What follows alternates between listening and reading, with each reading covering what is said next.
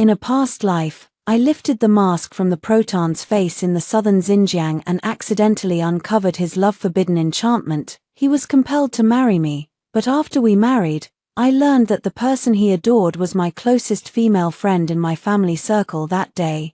He waited at the bridgehead, just waiting for Shen Qingyang to come and reveal his mask, so after Shen Qingyang fell ill, he didn't hesitate to use the me to raise a GU, feeding my blood to her medicine every day.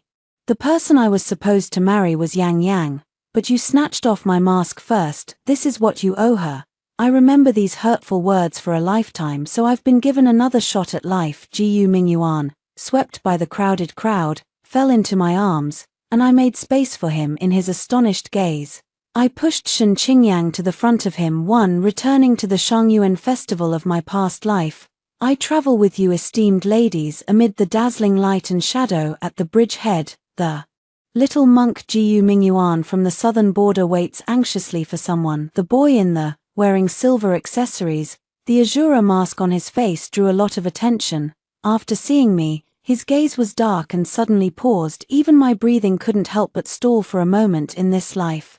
I no longer want to pass by him, but the bustling crowd pushed me onto the stone bridge. The instant Gu Mingyuan was knocked down, just like in the previous life, I fell into his arms once again, but this time, I hurriedly stepped back, dodging like fleeing from a flood and beasts. Gu Mingyuan, fallen to the ground, stared at me in astonishment through his mask. Seeing me turn and leave, he whispered my name in disbelief. Ruo Wn. You. The small proton from southern Xinjiang collided with a stone pillar. His forehead split open, his face battered, but he didn't care at all.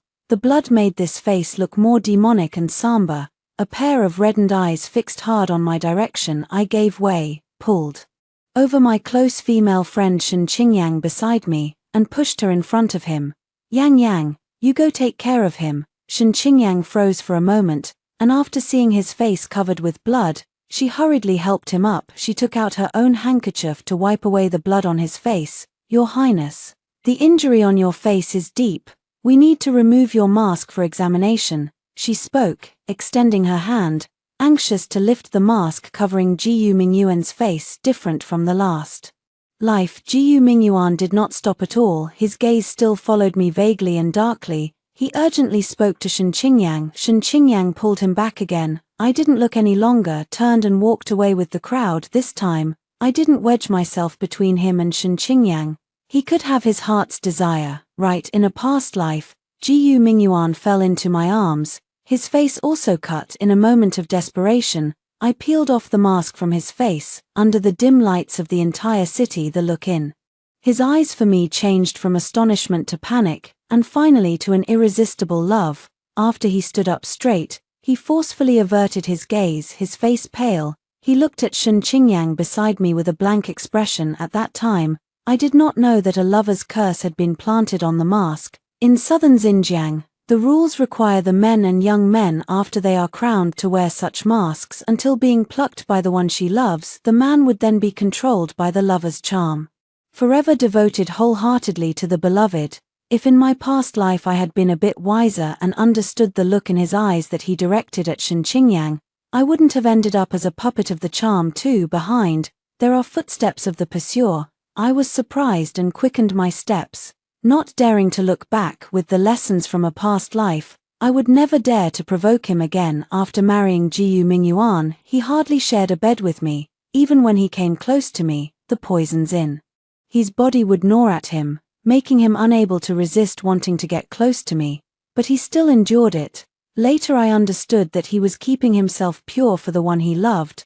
The lover's curse made him unable to control his body, but he could restrain his heart. Later I took the initiative to set a date, agreeing to be intimate on the 15th of every month. He fell silent, as if he had endured in silence for a long time, then replied coolly, "Whatever you say goes." In the 3rd year after the marriage, Shen Qingyang contracted a strange illness. He began deceiving me into swallowing the venomous insects, using my body to nurture the everyday hereafter.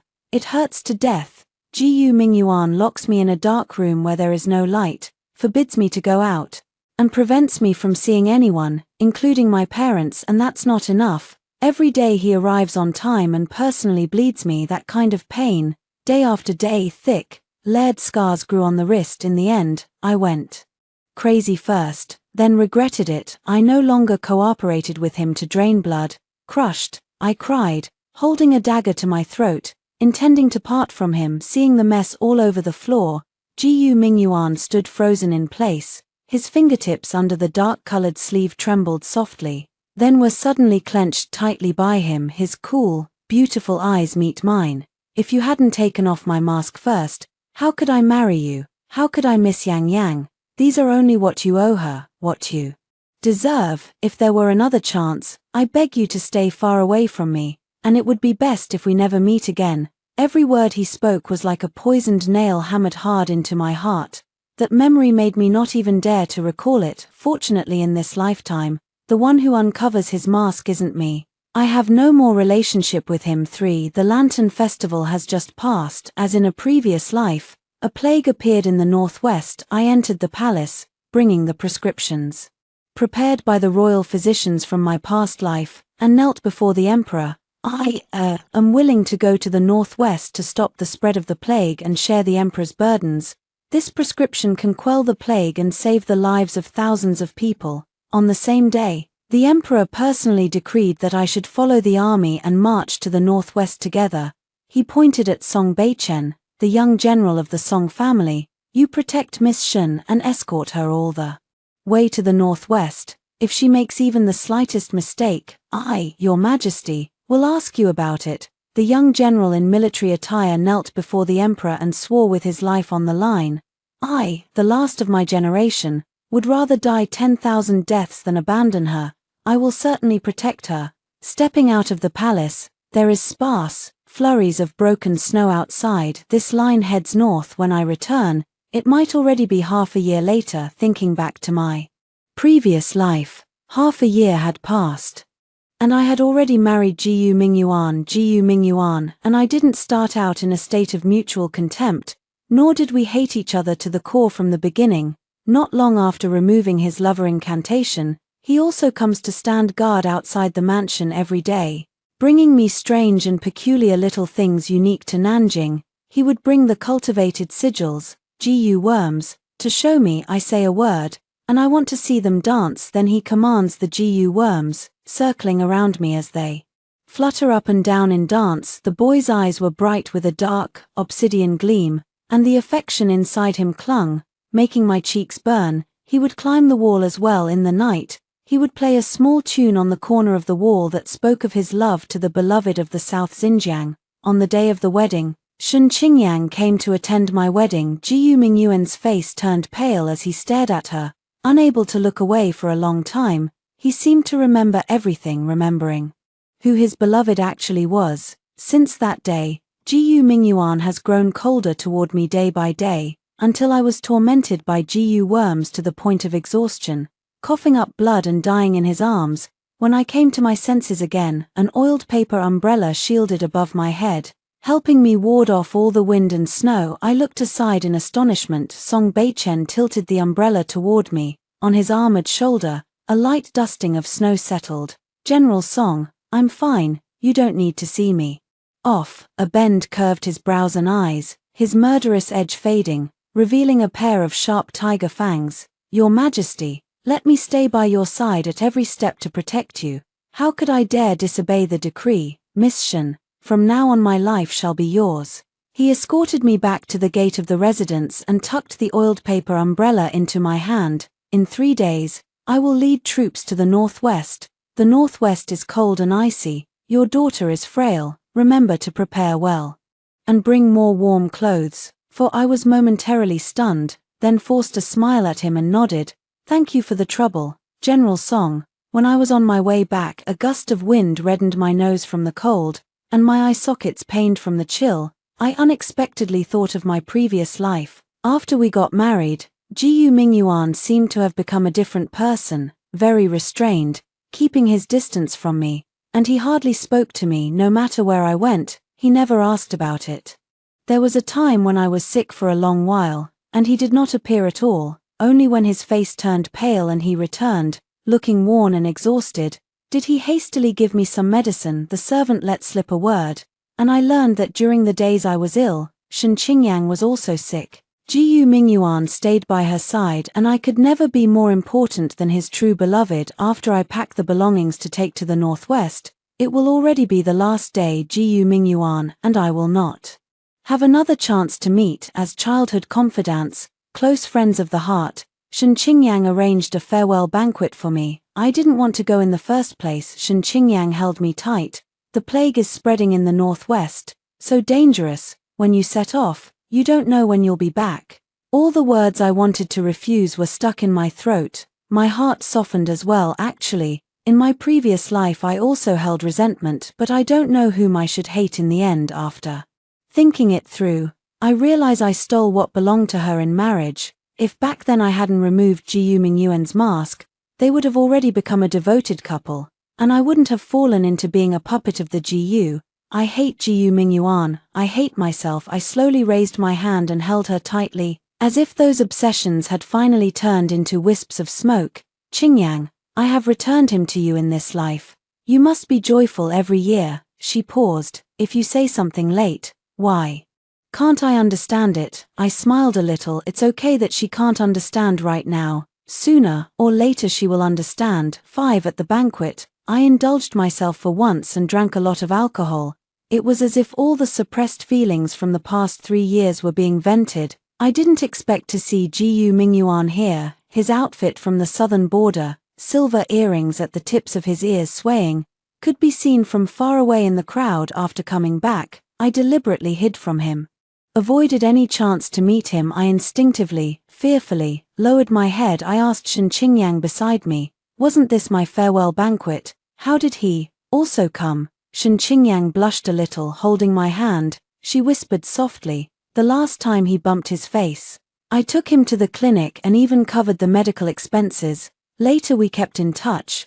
We only see each other occasionally, just to chat. The people from the southern Xinjiang are skilled at raising Jiyu worms. I want him to teach me. A red blush rose on her face. I was momentarily distracted. A chill ran through my heart. I also clung to him, asking him to teach me the art of sorcery. Only 2 cold words in reply. If you want to learn, do I have to teach you? The magic of the southern Xinjiang is ever-changing. You'll never learn it. Even if you could learn it, I wouldn't want to teach you. What a waste of time.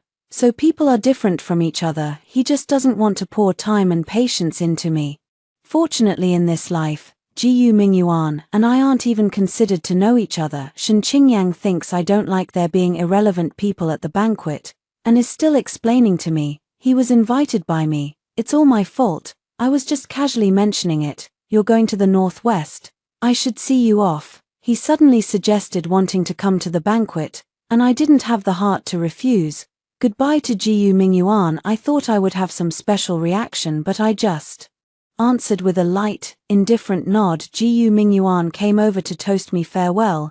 He and Shen Qingyang stood together, like a pair of celestial beauties. The look in his eyes was dark. There were too many feelings hidden there that I couldn't understand, but I no longer care. So, riding on the occasion of the wine, I raised my glass to them and calmly offered my note. Translation should be English. The word means wishing them, when I come back next time, I want to drink to your wedding. Your Highness Proton, treat her well, don't hurt her heart as you did before, hurting her so deeply. Jiyu Mingyuan's body stiffened in an instant. He glared at me coldly, pinching the wine glass, every knuckle protruding and whitening. Most of the wine in the cup actually spilled out. I steadied my gaze. Only then did I realize that the silver Cure.I mask on his face was still there. Such a good opportunity for the Lantern Festival. He actually didn't have Shen Qingyang reveal it. What on earth is he thinking? The wine's intoxication makes my mind chaotic. Since I can't figure it out, I'll just stop thinking about it. 6 As the banquet was about to end, a wave of heat rolled through my body, as if countless worms crawled and bit away inside me. So as not to worry Shen Qingyang, I stumble along, looking for a room to calm myself down. After the buzz of drinking passes, there is more than just me in the room. A dark, austere figure, like a hunter who has waited for a long time, stepped out from behind the bed curtain. As I got closer to him, the searing heat Inside my body roars even louder. I raised my dim, unfocused eyes and, with difficulty and fear, called out his name, Gu Mingyuan. Why, in the previous life, he despised me for beating Shen Qingyang to become his wife, but after the return, I had dodged everywhere, pushing Shen Qingyang right in front of him. His cold, slender fingertips touched my cheek. I bit my tongue until I could resist the urge to press closer. Wearing a mask, the ghostly, enchanting boy gently wiped away the blood at my lips. Prizing my lips open with my fingertips, if you don't endure the night, you don't have to endure it. Within your body is a child Gu. You can't help craving me. Consciousness grows more and more confused. He held my hand, touching the cold mask on his face, whispered temptation, if you can, help me take it off. The sentence struck like a thunderbolt, exploding in my head. Memories of my past life flashed through my mind episode after episode. Even after I died, my parents endured their grief and came to claim my corpse, but all they received was his cold, indifferent reply, corpse. After I burned it to ashes, I sprinkled them. Mother immediately looked as if she had aged 10 years, crying into a teary face, if it were, it's Mom's fault. I shouldn't have agreed to this marriage in the first place. I believed he would treat you well, but led you into the fire. In another life, if you open your eyes, don't end up in a corpse and ash. Gu Mingyuan glared coldly at my parents, who bent their bodies in old age, and they eventually could only leave together at night. He softly stroked my urn of ashes, his eyes dark and sunken. I would never hand you over to anyone, Shen Ruowan, even if you are dead. You can only stay by my side. As my soul had not yet scattered, I trembled deeply. I only then realized how ridiculous my mistake was. I had gotten involved with an existence I should not have provoked. Even in death, I cannot rest in peace. My fingers touched his face, the cold Cure.I mask, as if struck by an electric shock. I recoiled suddenly. Even if the sub-snake venom within his body craved him intensely, I remained sober. Wait a moment. I'll go fetch Qingyang. In this life, even if it means death, I dare not take off his mask either. The poison in my body burns like a raging fire, with thousands of tiny insects biting away. I still increased the distance between me and Gu Mingyuan. Staggering, I walked toward the door. The person behind me, a pair of intoxicating eyes beneath the mask, were chilling to the extreme. 7 under his dark-colored robe, his hand rose, grabbing me with force and imprisoning me in his bosom. I drifted blurredly, lifting my eyes. I met the pair of eyes that in a previous life hated me to the bone, now both angry and annoyed. His eyes reddening at the corners. Shen Ruowan, why are you hiding from me? I asked you to take off my mask, not someone else. Don't push me toward someone else. His voice trembled with a delicate shakenness. I froze in his arms. I thought I had heard wrongly. It was what he said to my face. If there were another chance, I would stay away from him, and it would be best if I never met him again. I have done it. His eyes reddened again. Don't you understand yet? I've fallen for you. If you're willing, I want to marry you and be with you for a lifetime. He seemed afraid of scaring me. A posture much taller than me bends down. The voice, low and husky, temptingly explains to me. The mask has a lover's curse. Once it is taken off, I will love you and only you for the rest of my life. No, I'm chilled all over, unable to stop trembling. Countless nights, he makes me guard the empty room alone. Even the only 15th time we shared a bed, I had begged for it. His body can't help surrendering to me, but his heart is never with me. If Shen Qingyang gets into trouble, even if he endures the backlash of the lover's Gu, he would not hesitate to abandon me and rush to her side. Don't, I won't pick it. At some point, my tears were streaming down my face. Gu Mingyuan looked at me crying, his gaze flustered yet cold, and he fell silent. Are you really afraid of me that much? Did I do something to hurt you? He asked me with a self-deprecating half-smile. That was a matter of a previous life, but I know what will happen next. He will regret it, hate me, and use what I gave to Shen Qingyang to raise Gui. That kind of pain, having experienced it for a lifetime, is enough. The person you love is not me, it's Shen Qingyang. Don't get it wrong again, I said to him softly with a tearful voice. Gu Mingyuan suddenly hugged me tightly. His lips pursed tightly, his pitch-dark eyes seemed to shatter, his voice dry and hoarse. No, it was never her. Obedient as always, Take off my mask. This time I won't." His fingers grip mine firmly, slowly touching the mask on him. "Just apply a little more force. The mask of the lover's poison on my face is about to be torn off by me again." 8. Your Highness Proton, do you enjoy making things difficult for others so much? A lazy laugh sounds. Song Beichen nips on a blade of grass, lazily leaning by the door frame. Under Jiu Mingyuan's cold, hostile gaze, he gripped my shoulder with one sweeping motion, another hand pulled her into his vicinity.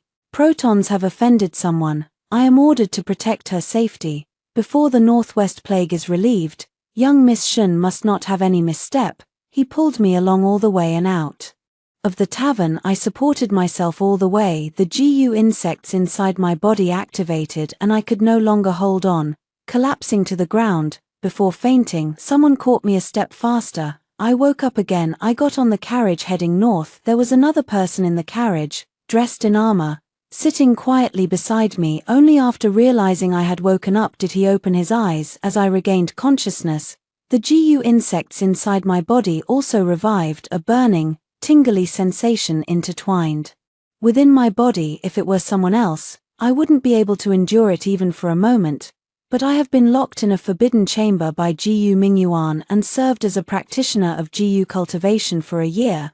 I have also endured the most terrifying outbreaks of Jiu poison, so I can still remain calm and endure it. Only my face looks paler than usual. It hurts. Why don't you say it out loud? The road to the Northwest is long. And you, a daughter, how long can you endure it? Song Beichen lowered his eyes, spoke softly with a helpless tone, asking me when I spoke up. I found my voice was terribly hoarse, staring blankly at him.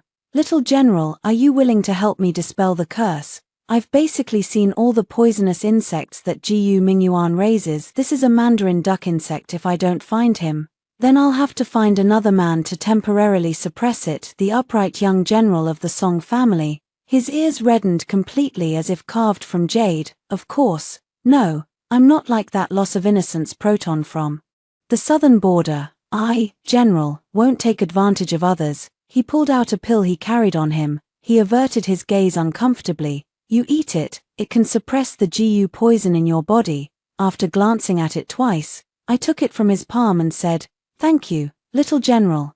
There are very few medicines in the world that can cure GU poison for GU masters like Jiu Mingyuan." After I became a GU person, I also thought about saving myself, carrying it, trying various herbs, deluding himself that he could suppress the pain in his body, but it was all useless. There was another time when Jiu Mingyuan discovered it. His face was grim, hiding his panic, squeezed my throat and forced me to spit it all out. "Who allowed you to take medicine indiscriminately?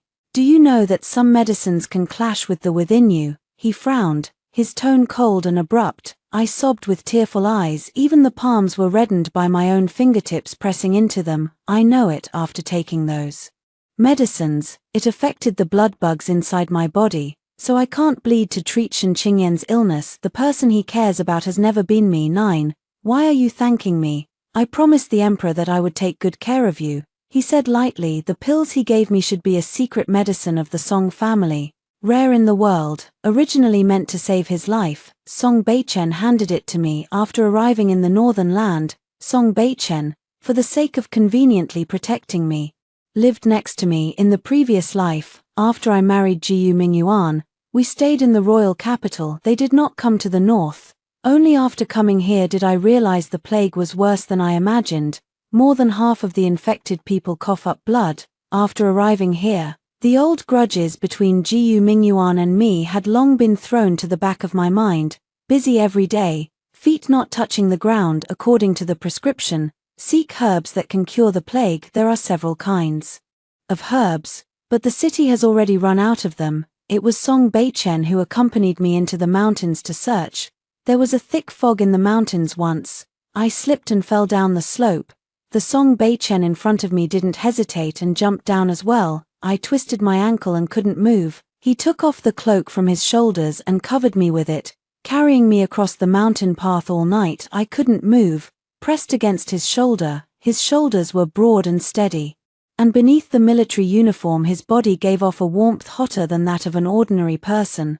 I couldn't help but think back to my previous life. Had Jiu Mingyuan and I ever been so close? Not even once. Whenever Shen Qingyang appears, his gaze lingers on her, staring at her in a daze. I was pushed by the crowd, dropped a pair of embroidered shoes, injured my ankle, and couldn't move. I can only crouch on the bustling street among the crowd, waiting for him to remember me, waiting for him to come find me. Jiu Mingyuan's arrival was not slow, but I felt as if I had endured an incredibly long and despairing time. I cried and threw a tantrum, saying I wouldn't marry him. A hint of unease flashed in his eyes, his tone cold and hard, telling me not to make trouble. He would never agree that day. Jiu Mingyuan did not carry me back either. He summoned a porter and escorted me onto the sedan chair. Thinking back now, I still find Jiu Mingyuan to be a very strange person. He avoided all closeness with me, maintained an aloof coldness, kept someone else in his heart,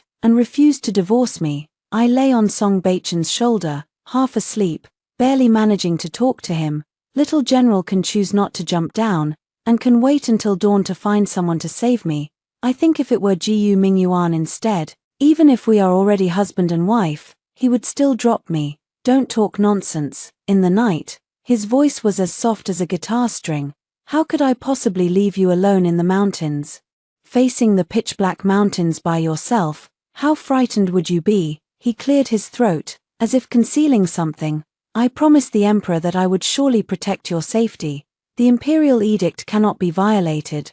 After gathering all the medicinal ingredients, I began to set up a big pot to distribute medicinal broth to the people in the north. Song Baichen carried a sword, responsible for maintaining order. I originally thought that, following the prescription from my previous life, the plague could be controlled quickly. After a bowl of medicinal broth was given to the patient to drink, there was still no improvement. Could it be that the prescriptions circulating in the palace in a previous life were problematic? 10. People infected with the plague died one after another. A truly effective medicine has not yet been developed. Those patients did not have the patience to wait any longer. Just as I was handing out another dose of herbal decoction, a person infected with the plague suddenly rushed out, grabbing a blood-stained dagger and stabbing at me. The results researched by the former royal physician. The northern plague can be transmitted through the blood traces blown by a patient coughing. His cheeks hollowed. He howled insane. The court is lying to us. This plague is a punishment from heaven. There is no way to treat it. They sent a physician to come and fool us. Since everyone is going to die anyway, might as well all die together. His roar unsettled the people. I forced myself to stay calm and loudly said to them, there will be a cure for the plague. Wait another 2 days. The voice is overwhelmed by complaints, by resentful cries. When countless crowds infected with the plague surged forward, Song Baichen held a sword and stood in front of me. If it's late, quickly go hide. And you? He did not answer my words, and countless hoes and axes hacked at him. The Song family has served as soldiers for generations, with loyal hearts and righteous courage. Song Baichen could not strike the people down, only brandished his sword to block and guard. But there were just too many people rushing in. Very soon, blood appeared on him. Only after the officials dispatched soldiers was the situation brought under control. I hid behind the stove where the medicine was being prepared. Song Baichen worried that those people would find out, so he stood in front of the stove, even covered in blood, not taking a step aside. By the time he was sent back to his residence, he was still unconscious. There were several wounds on his body. It was impossible to tell whose bloodstains on him were his own or those of the patients. The Yamen people were afraid of catching the plague, so after sending Song Baichen over, they hurriedly left. Before leaving, they put on smiles. Please let Miss Shen take care of the general for a few days. I nodded in acknowledgement. Speaking of which, Song Baichen also sustained such serious injuries because of me. After everyone else left, I brought hot water, removed the armor that clung to his body and flesh with blood. With a damp cloth, I wiped clean the blood on his body. I fetched needles and thread to sew up the deep wounds, then poured strong liquor over them. The strong liquor the wound, and the person on the bed did not react. I have done everything I can. I can only pray that Song Baichen will turn misfortune into fortune. If he hadn't taken that life-saving pill I gave him, he might still have one sliver of a chance. Counting it up, I owe him a life. 11 By midnight the person on the bed, unconscious, spiked a high fever. A hot red flush spread across Junku's face. I unbuttoned his clothes and wiped him down to dissipate the heat again and again. After I grew unbearably tired, I climbed onto the bed and slept beside Song Beichen, so that if his body changed in any way, I could sense it immediately and wake up. Half dream, half wake, someone carefully pulled me into their arms and tucked the blanket over me. Then I woke up. Song Beichen and I were in the same blanket. I'm still in his bare embrace. In an instant, I sobered up in fear. Song Beichen also woke up. His starry eyes looked at me, half smiling. You've seen through me. Should you be responsible for me? I stood stunned beside him. His face paled further. The memories of a past life that I want to forget jumped out again because I unintentionally took off Jiyu Mingyuan's mask. He, according to Southern Frontier customs, must marry me, so I pay with a lifetime. I was stunned, biting my lip tightly, trembling all over with fear. Song Beichen panicked. Ruo Wn, what's wrong with you? Your face is so pale. Are you feeling unwell somewhere? He tried to sit up, forgetting that his body was covered in wounds, and pain made him fall back with a thud. Did I scare you? I forced a smile. It's none of your business. I just remembered some bad memories. Sorry, General Song. The situation was urgent at the time. I only unclasped your clothes. Song Beichen looked at me with a steady gaze. He breathed a sigh of relief, regained his unrestrained demeanor, and deliberately tried to make me laugh. Don't be afraid, I was just saying it. I also gave a quiet this matter, Song Beichen and I, in perfect understanding, never brought up again after he woke up. He didn't catch the disease, and he also found other people to take care of him. I stay in the house almost all day. My father is a court examiner at the Imperial Medical Academy, and I know quite a bit about pharmacology. That prescription has a problem. We must develop an effective remedy as quickly as possible. The northward winter arrives early. After a heavy snow, the world is left with a vast expanse of white. I did not expect to see that dark robe from the southern frontier in such pure white snow. The cold wind moves the silver ornaments on Jiyu Mingyuan's body, making a crisp clinking sound. 12 I don't want to bother with him. He stood still outside for a whole day until his whole body was frozen and he collapsed into the snow. I barely gripped my teeth and had no choice but to bring the person back to the room. He is a hostage sent from the southern Xinjiang. If something goes wrong, it will trigger chaos in this lifetime. I have long since drawn a clear line with him. If it weren't for the common people, I wouldn't bother with him at all. Jiyu Mingyuan, after waking up, the pair of pitch-black eyes behind the mask immediately locked onto me. He trembled with excitement and called me, Ruo Wn. I know you won't ignore me. I didn't lift my head, continuing to write the prescriptions in my hand. With the proton safe, please go back. Stratagems against me are useless. He fell silent, neither speaking nor leaving. The flickering candlelight reflected in his dark pupils, like two droplets of tears. I sneer softly. Would a person like him ever be sad or shed tears in a previous life? I also used the lie of feigning weakness to lure the enemy. Shortly after swallowing the poisonous insect, I felt nauseated and uncomfortable, and a bloody, metallic taste filled my mouth. I couldn't bring myself to eat anything for 3 whole days.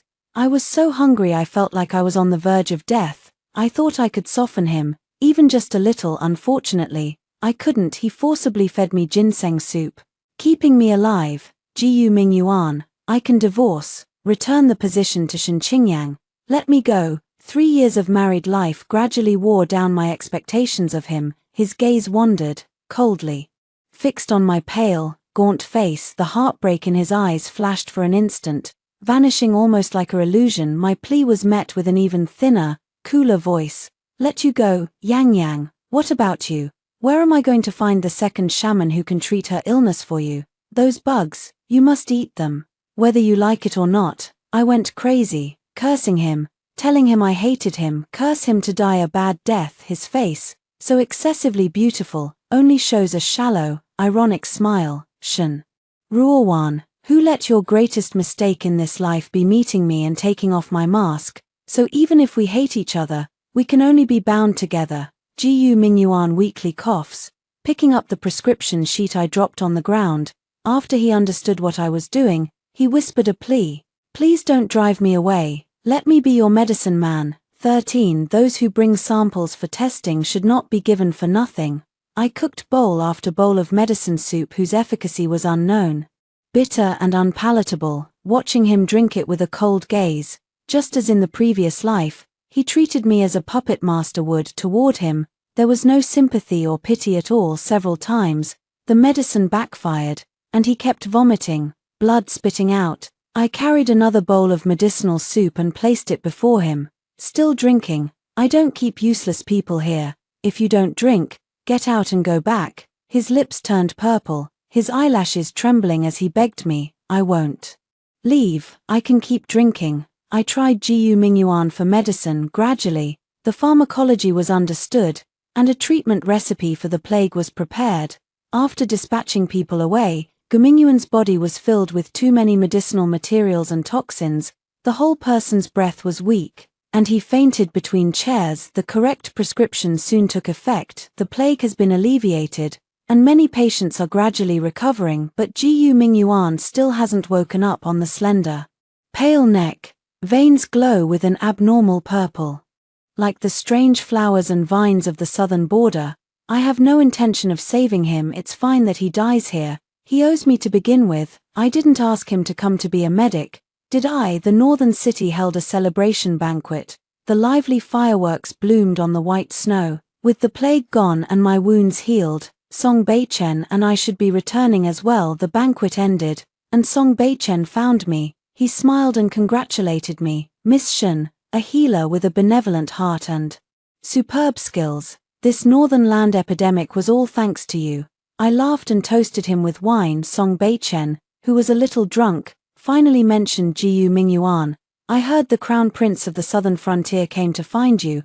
I thought of the people in the room whose lives and deaths were unclear, and I smiled lightly without caring. Really, I don't want to have anything to do with him. He should have gone back. Right, Song Beichen sent me back. The room was dim. I was ready to light a lamp. Someone held me tightly from behind. I froze. The moonlight filtered through the snow on the ground, illuminating the cold mask on his face. I sneered. Prince Proton really is lucky.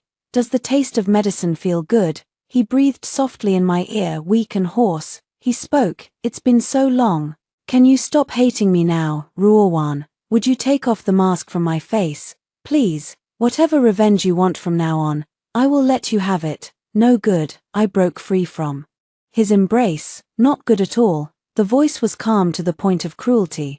I have no feelings for you. I don't like you. I hate you. So I will never take off the mask on your face, and you should never appear before me again. 14. Return to the royal city. I have made merit in treating the plague, and I ascended to the golden throne, wherein rewards were discussed. Even at the end of the rewards, the emperor recalled that I was 17 years old and, on a whim, arranged my marriage. All the young men in the hall, Miss Shun, which day would you like? I will grant it to you. I stiffened for a moment. The engagement from a previous life hurt me too deeply. I did not want to marry so soon, but the emperor's favor and reward left me no choice. My glance swept across the hall full of royal relatives and nobles. He did not stay for a moment on Gu Mingyuan's body, and moved away, but I did not expect it. He went to the hall and knelt before the emperor. I have admired Miss Shun for many years. I beg your majesty to fulfill my lonely heart and grant a betrothal between me and Ruo Wn. I am shocked and puzzled. I look at him. What exactly is he doing? In the previous life, he loved Shen Qingyang so much. I have already let go to set him free. Why does he still entangle himself like this? Still think that in this life, I would be foolish enough to be his Gu person. I am also willing to marry Miss Shun. Song Beichen also found the front hall, kneeling beside Gu Mingyuan, in the northwest. She owes me a life-saving favor. The former general wishes to devote himself to her and repay Miss Shun for her generosity with his entire life. The main hall exploded into chaos. One is the young general of the Song family, the other is a hostage from the southern frontier. Neither yields, both vying to marry me. Finally, the emperor spoke. See which of the Shun family girl you all fancy. Let her choose. The eyes beneath Gu Mingyuan's mask grew dim. I stood up, and unsurprisingly, pointed at Song Beichen 15. The day Song Beichen and I got married, it is extremely grand. Song Beichen was overjoyed. In the army camp he handed out invitations to everyone he met and nagged everyone he met. He finally fulfilled his wish and married the girl he fancied on the day of the wedding. Gu Mingyuan did not appear. Upon hearing that he had returned to the southern frontier, it was said he would never come back again. He knew beforehand that I did not want to see him. They gave me a wooden box. Inside, it was a wedding gift for me, but I was not curious, and I never opened it. I tossed it onto the top shelf of the bookcase, letting it gather dust, until many years later the daughter I and Song Beichen gave birth to knocked over a bookshelf, and the wooden box fell. The box shattered. A pale blue beetle-like GU insect named Fu Sheng flew out. I saw the scenes from my previous life once again. The year I was imprisoned in the dark room, I have turned white-haired, and my face has grown old and unattractive. It is not Shen Qingyang who fell gravely ill, but me. Gu Mingyuan fears I will find out. He forbids me to go out and also prevents light from entering the room, so that my appearance isn't revealed. The insects he forced me to eat were all fed with his own heart blood.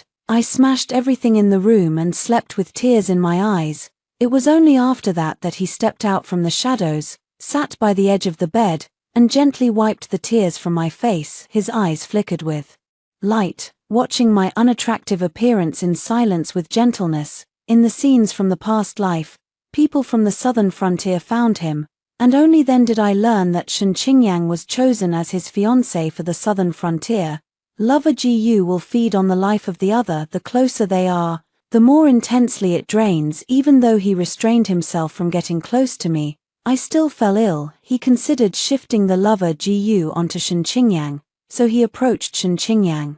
But there is no way. At the moment the mask is removed, I am destined to die. Nurturing a Gu using heartblood is a forbidden art in the southern border. Those who use this forbidden art will not live for long either. Gu Mingyuan would rather I hate him than have me swallow the venomous enchantment bug filled with his blood. The bloodletting later was also to relieve the poison of the lover's Gu in my body, to extend my life for me, but he did so much, and I only lived one more year, dying in his embrace. After I die, Gu Mingyuan gave his life as a sacrifice, letting the worm devour him, to exchange for a chance to start over in this life. He found a way to break the lover's curse. But even if given another chance, I no longer love him. Wake from the floating life stream. Song Beichen anxiously held my hand, his cheek hollow, and stubble had grown on his chin. My daughter also stayed by the bedside, crying with swollen eyes. If you wake up late, it will be fine. My dear daughter, you slept for a long time. The two of them rushed over and held me tightly in their arms. I think this may be the best ending for me and Gu Mingyuan's spin-off. 3 years after I married Song Beichen, the imperial court situation gradually stabilized.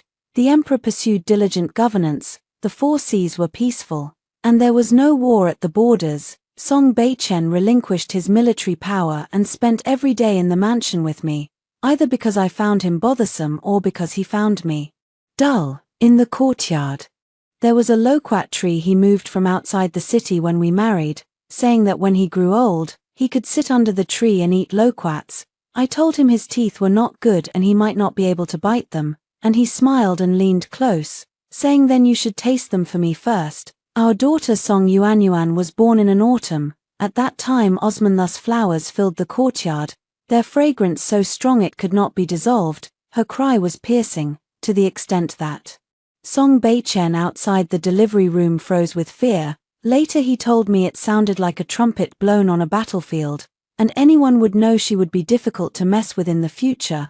I leaned against the bed and laughed at him. He did not mind, holding the daughter and refusing to let go. He looked at her for a long while and said she looked like him. I asked how, and he said everywhere. Even the frown she made when Yuanyuan was 3, she fell seriously ill. The Imperial Hospital sent several groups of doctors, each with their own opinions, and the prescriptions they issued did not work. I was so anxious I could not sleep all night, staying by her bedside, wiping her sweat over and over. Song Beichen was more anxious than I, and after days he grew thin, yet he still tried to comfort me, saying Yuanyuan would be blessed and would surely recover. I did not answer, just held his hand. His palm was rougher than before, full of calluses, yet as warm as ever. Later, my father entered the palace, pleaded with the emperor, and brought a few elder imperial doctors from the Thai hospital for consultations. One of them, surnamed Chen, was over 60, his beard snow-white. After taking Yuanyuan's pulse, he pondered for a long time and then prescribed a formula. I took the prescription and looked at the ingredients, plain and unremarkable, yet the combinations were extraordinarily delicate. A few ingredients were dosed contrary to common medical principles, yet they oddly matched some pharmacology I had never encountered. I could not help asking more. Elder Dr. Chen stroked his beard and said this formula was learned from a southern frontier itinerant physician in his youth. That itinerant healer claimed to be apprenticed to a Miao region necromancer, but later changed careers to a proper physician. His methods were odd, yet his medical skill was exceptionally high. South Xinjiang, poison arts. My heart suddenly skipped a beat. After Yuanyuan took the medicine, she indeed got better. The fever subsided and her face gradually flushed. I finally relaxed, but Dr. Chen's remark about a wandering physician from South Xinjiang was like a thorn, stuck in my heart, occasionally pricking painfully. When Yuanyuan was 5, she learned to climb high. The items on the bookshelf were out of reach, so she moved a small stool, stepped on it, and stood on tiptoe to reach those colorful, glossy boxes. I heard a noise coming from the study, and by the time I arrived, the wooden box had already fallen to the ground, cracked into several pieces. A pale blue light point flew out from the shattered box, hovered around the room twice, then turned into a wisp of smoke and vanished into the air. I recognized that dead bug. It is called Fu Sheng, the most wondrous kind of Gu technique in the southern border. It does not harm people, does not hurt people. It only presents the host's most piercing memories from past life and present life in the form of dreams. In a past life I had seen its illustration in Gu Emantwain's Gu room, and back then he casually said that Fu Sheng is rare, a once-in-a-century sight. I did not know he had kept one, sealing it in a wooden box, and giving it to me as a wedding gift, and I did not open it. The moment Fu Sheng dissipated, those past life images surged like a tide. I saw myself in a dark room, white-haired, with a sallow face, so thin that only bones remained. I saw Gu Mingyuan sitting by the bed, gently wiping away the tears on my face. Those eyes held pain, guilt, and a kind of deep affection I had never seen before. I saw him slit his wrists, feeding my mouth with each drop of heart's blood.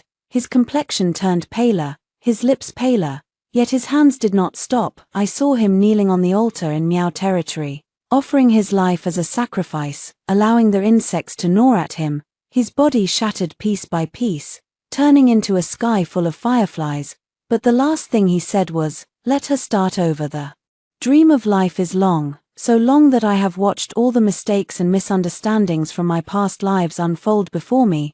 The lover's Gu would feed on the life of the one you love. The closer you are, the harder it drains. He dares not come near me, not because he doesn't love, but because he loves too much. He forces me to swallow those Gu insects, not to cure Xinjiang, but to use the blood from his heart to sustain my life. He is cold toward me, not because there is someone else in his heart, but because he fears he cannot hold back, fears the lover's Gu will swallow me even faster. And Xinjiang is nothing more than the marriage candidate arranged for him in the southern frontier. He has never heartily loved her. The person he waited for by the bridge all along, from beginning to end, was me. When I woke from the dream, I leaned against Song Beichen, tears streaming down. He asked what was wrong, and I said I had a nightmare. He didn't press me, only held me a little tighter. Those truths I will not tell anyone, including Song Beichen from the floating life's dream. I also saw another thing. Xinjiang married. She married the second son of the Ministry of Revenue, a gentle and refined scholar who treated her very well. After marriage they had 2 children, a son and a daughter, and life was peaceful and happy. Her betrothal to Gu Mingyuan in the previous life was merely an arrangement of the elders in the southern border. She never liked him. She approached him only out of curiosity and pity, with no romantic feelings, and Gu Mingyuan, not long after my death, turned to ashes on the altar in the southern border. His soul dispersed, and he could no longer be reincarnated. The life-death hex was his last trace of thought. He wanted me to know the truth, yet feared that I would learn it, so he sealed it in a box, letting me choose for myself. I did not open it, and he left it there, waiting for the day I would discover it on my own in this life. He never appeared again. Some say he returned to the southern frontier, others say he is dead. I did not seek to verify, nor do I need to. Some people and things, once they are in the past, they remain there. Not disturbing them is the best ending. When Yuan was 6 years old, Song Beichen took her to a military camp outside the city to watch the drills. She rode on his shoulder, one hand gripping his hairpin, the other pointing at the distant shooting range, in a childish, milky voice, saying, "Daddy, shoot, shoot." Song Beichen happily took the bow from a guard, knocked an arrow, drew the string, and an arrow hit the bullseye. Yuan clapped her hands in cheers, saying her daddy was the strongest man in the world. I stood a distance away, watching the two of them, father and daughter. The sunlight fell on them, stretching their shadows long. Song Beichen turned his head to look at me. In the backlight, his expression was unclear, but I could hear his voice crossing the wind, falling into my ears. "Madam, come over." I walked over, and he one-handedly hugged Yuan and one-handed hugged me. Yuan lay on his shoulder, reaching out to touch my face. In a baby voice she said, "Mother, mother, Daddy said we'll have barbecue tonight." "Okay, go home and barbecue." Yuan giggled. Song Beichen lowered his head and whispered in my ear, "Madam, this lifetime was worth it." I did not answer. Whether it is worth it or not is not said with the mouth, it is lived with the days. When Yuan was 7 years old, I received a letter. The letter was sent from the southern frontier. On the envelope there are only 2 words, Ruowan. The handwriting is both unfamiliar and familiar, each stroke written very neatly, as if practiced many times. I did not open it, I just tucked it away at the bottom of my dressing case. In that box there is also another letter, written to me several years ago when Song Beichen was dispatched to the front. The letter is short, only 1 line, "Wait for me to come back." All those memories are kept together, no need to turn them over again. A few more years passed. Yuan grew a bit older and began to read and learn. She asked me, "Mother, when you were young, did you ever like someone?" I paused for a moment. "Why do you ask this?" "Because Daddy said he has waited for you for a long time. He said there is a wall in your heart, and it took him many years to climb over it." I was silent for a moment, then smiled. "No," I said, "when my mother was young, she only ever met your daddy." Yuan seemed to understand but not fully, nodded slightly, and ran out to play. Snow is falling outside again. The snow is heavy, bending the branches of the loquat tree in the yard. Song Beichen came back from outside, shook off the snow from his clothes, and handed me an urgent document, from the southern frontier. "They say the old Lord Wang over there has died, a new king has ascended, and an envoy has been dispatched to court." He paused. "The southern frontier king has no heir. The throne has been passed to a collateral branch of the royal clan. That king's hostage. I've heard he disappeared long ago." I took over the documents, glanced at them, and set them aside. "Understood." Song Beichen looked at me, wanting to speak but stopped. "What do you want to ask?" "Nothing much." He smiled and reached out to ruffle my hair. "Madam, what are we eating tonight?" "Eat you." He was puzzled for a moment, then burst into laughter. Yuan ran in from outside, covered in snow, and threw herself into my arms. "Mother, it's snowing. Build a snowman." "Okay, build a snowman." Song Beichen bent down, picked up a handful of snow from the ground, formed a ball, and threw it at Yuan. Yuan screamed as she dodged, and also grabbed a handful of snow to retaliate. I stood in the corridor watching them have a snowball fight, smiling, when suddenly I felt a little dizzy. Many years ago, there was someone who waited for me in the snow. All that has passed. Song Beichen ran over, pulling me into the snow. "Madam, you too come." I was dragged by him, stumbled, and fell into a pile of snow, the flying snowflakes sticking to my face. Yuan laughed even louder. Song Beichen also laughed, and only after laughing enough did he pull me out of the snow. "Are you cold?" "Cold. Let's go back to the house to warm by the fire." He held Yuan with one hand and hugged me with the other. Walking into the house, Yuan hopped and skipped, making the snow beneath their feet crackle and squeak. Behind us were the footprints of our whole family, a long trail stretching from the gate all the way to the corridor. The door closed, and the stove burned brightly. Yuan Yuan lay on Song Baichen's lap, listening as he told stories about when he was young and fought in the northwest. He said he chased a white fox over several mountains, and finally found that it was a fox spirit in disguise, transforming into a beautiful woman to repay a debt. Yuan Yuan listened entranced and asked what happened next. He said later he could no longer run, and the white fox disappeared. I stood nearby, unable to help but laugh. He glared at me and asked what I was laughing at. I told him that his storytelling skills were not as good as his archery. He bristled and said, "Then you tell a story." I said I wouldn't tell one. "I only know how to listen." Yuan Yuan kept clinging to him, so he switched topics and talked about the Northwest Desert, about the oasis in the desert, about the grapes in the oasis being big and sweet. Yuan Yuan could practically taste the mouth-watering scene and said, "Father, when will we go to the Northwest?" He replied that once you're a bit bigger, he would take you and mother there together. The fire reflected the faces of them, father and daughter, warm and orange. I leaned on the couch, watching them, and suddenly felt that this life really had no regrets. That winter, the envoy from the southern Xinjiang arrived in the capital. The visitor was a young man, dressed in southern Xinjiang attire, with silver ornaments at his pointed ears, a refined face, and courteous demeanor. He presented tributes and a national letter to the emperor in the hall, speaking sincerely and with a humble attitude. The emperor was exceedingly pleased and gave him a banquet. After Song Baichen returned to the mansion, he told me about it in a calm tone, as if he were talking about something trivial. He said the envoy's surname was Ji Yu, a younger son from a minor branch of the southern Xinjiang royal clan, not very old, but very capable. He said that in recent years southern Xinjiang had been recuperating, the people lived in peace and contentment, and the borderlands were very peaceful as well. I listened intently, not interrupting him after he finished speaking.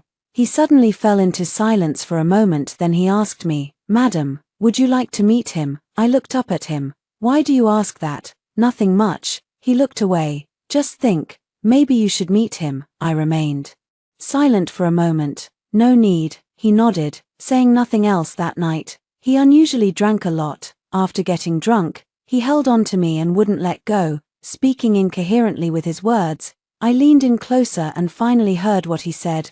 "Madam, in this life, I will always treat you well." I gently patted his back and told him I knew. He fell asleep, his breathing even, but his brows were slightly furrowed. I reached out to smooth them, and he unconsciously grasped my hand, holding it very tightly. The moonlight outside the window was as clear as water, shining on his sleeping face. I remember many years ago, there was a boy who once waited for me in the snow. He wore dark clothes, and silver ornaments jingled in the wind. He waited for me for a long time, but I never stayed for him now. Those things are in the past. When Yuan Yuan was 10, she flipped to the bottom layer of the trousseau and found that letter. She ran to me with the letter and asked who wrote it. I took the letter, looked at the two characters Ruowan on it, and looked at them for a long time. "He's someone I knew a long time ago," I said. "What happened next?"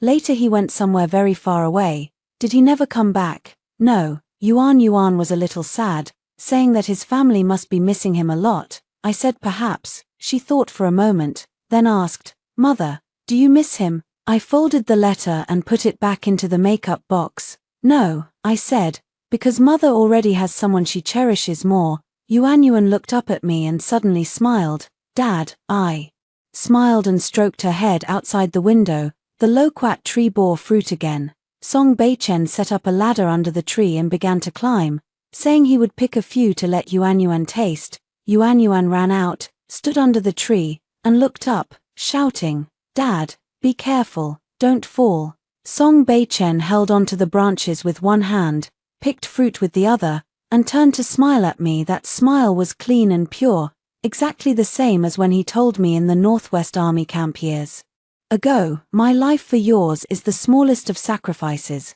When Yuan Yuan was 12, Song Baichen took her riding. He rode a chestnut warhorse. Yuan Yuan rode a small white horse. Father and daughter rode side by side. along the road outside the city, all the way to sunset. I stood at the city gate waiting for them, the sunset stretching my shadow very long. From afar, I saw two figures, one large and one small, running across from the golden-red horizon. Song Beichen dismounted, quick to my side. "Madam, Yuanyuan can ride a horse now." Yuanyuan also jumped off the horse, flew into my arms, looked up with a cheerful smile and said, "Mother, I ride faster than Daddy now." Song Beichen wasn't convinced. "That's because Daddy lets you." "No way," I laughed as I looked at them. Reaching out to brush the fallen leaves off Song Beichen's shoulder, he held my hand, and the warmth of his palm burned hot.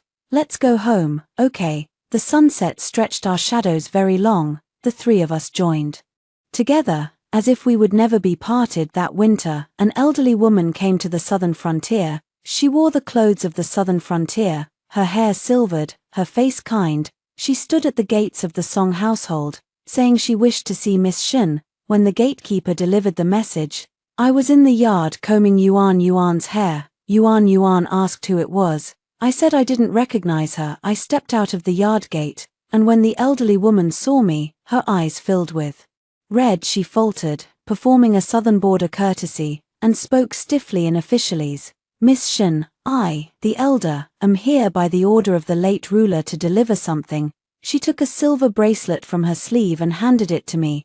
The bracelet was very old, its patterns somewhat blurred, but it was clearly the kind worn by Miao women in the southern border. Inside the bracelet were two characters, the strokes crooked and uneven, as if carved a long time ago. "Ruowan." I did not take it. The old woman said that this was given to her by the late lord before his death, and that it must be handed to Miss Shin. She walked a very long way, from the southern frontier to the capital, and it took a full year. She said that when the lord died, there was no one by his side, only this silver bracelet and a letter. She took that letter from her bosom, together with the silver bracelet, and handed them to me. I looked at the silver bracelet in her hand, and at the yellowed letter.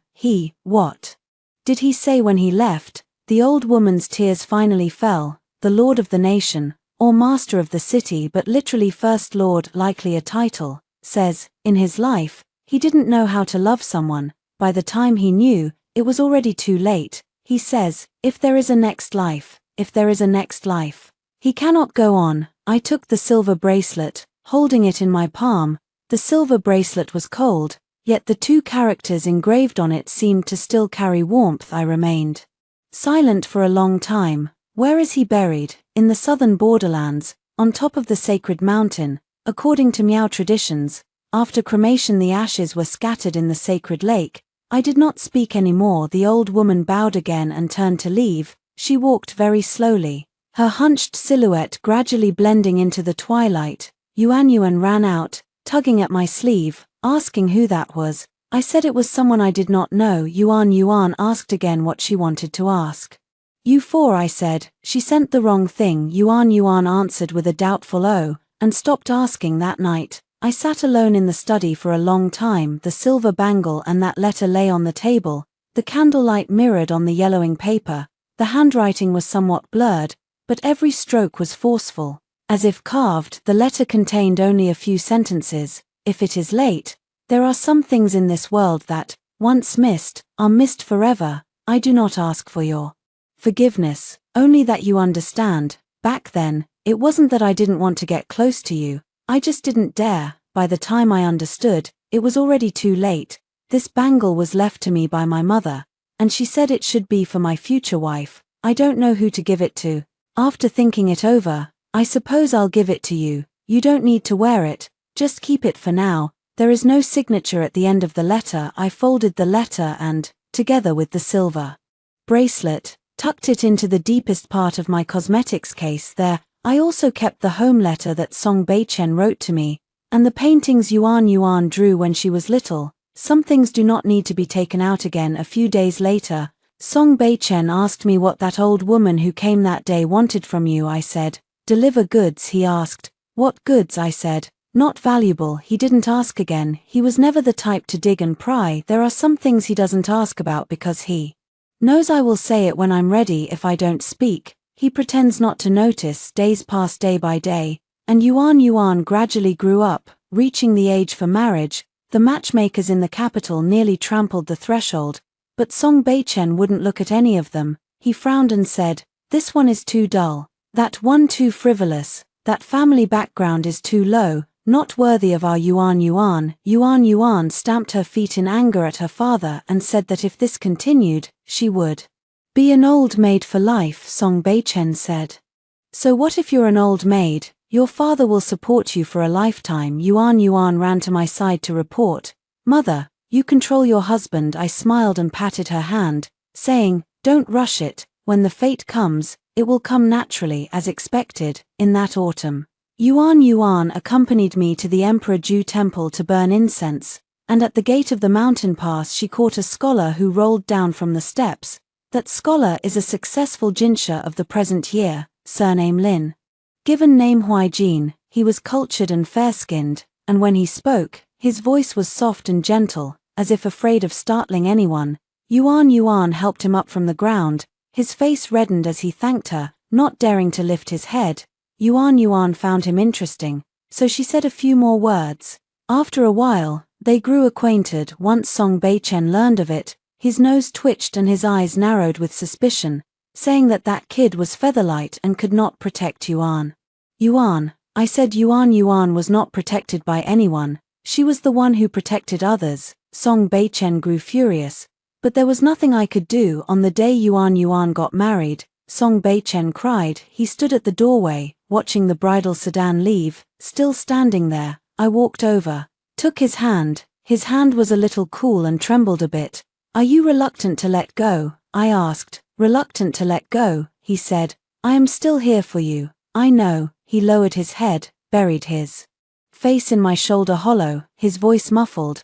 "But I still can't bear to part with you." When Yuan Yuan returned home for the third time, Song Beichen pulled Lin Huijin into the study, closed the door, and talked for most of the afternoon. I don't know what he said, only that when Lin Huijin came out, his eyes were red and his legs were weak. I asked Yuan Yuan what happened.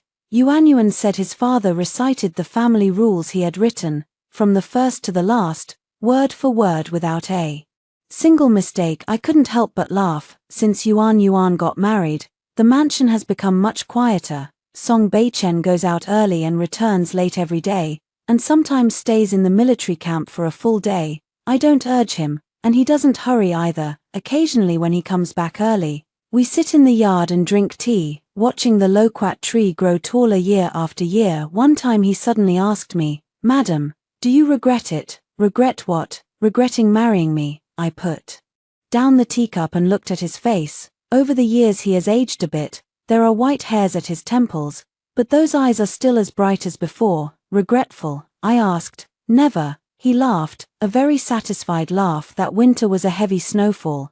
Yuan Yuan gave birth to a daughter, exquisitely carved from jade, incredibly adorable. She carried the child back to show us, and as soon as she walked in, she said, "Mother, look, she takes after you." I took the tiny person in my arms, looked at her wrinkled little face, exactly the same as when Yuan Yuan was born that year. Song Beichen leaned in, stretched out his rough fingers, and gently poked the child's cheek. The poke made the baby uncomfortable, and she cried loudly. Yuan Yuan hurried over to soothe her. Song Beichen sheepishly withdrew his hand and muttered softly, "Not like you, she looks more like her father." Yuan Yuan glared at him. I smiled but didn't respond. Outside, the snow fell heavier and heavier, shrouding the entire capital in white. The stove was blazing hot, warm and cozy. I leaned on Song Beichen's shoulder, watching Yuan Yuan play with the child, and suddenly remembered that many years ago, there was also someone who waited for me in the snow. He waited for a long time, but I couldn't wait for him. I have never waited for him in this life because someone has been waiting for me. That year the snow fell unusually long. I am old. Her hair has turned white, her eyes are dim, and her legs and feet aren't as nimble as before, yet Song Beichen is still the same as in his youth, getting up early every day to practice at the training ground, and bringing me a steamer full of steaming buns when he returns. He says, "Madam, eat while it's hot." I took a bowsy, took a bite, and it still tastes the same. Song Beichen accompanied me through 50 Chinese New Year's Eves. For 50 New Year's Eves, there were 2 pairs of chopsticks on the table, one pair of his and one pair of mine, he never let that pair of chopsticks go unused. Yuan brought the child back for the new year, and the yard was bustling with activity. Song Beichen held his granddaughter in his arms and wouldn't let go, teaching her archery, teaching her to ride, teaching her to read and write. The child was teased by him to the point of crying and laughing. Yuan stood nearby, stomping her feet in a hurry. I said let her father mess with her for a while. Once he's tired of it, he'll stop. Song Beichen heard it, turned back and smiled at me. That smile was still the same as back then, clean and bright, like a youth. The epilogue ends.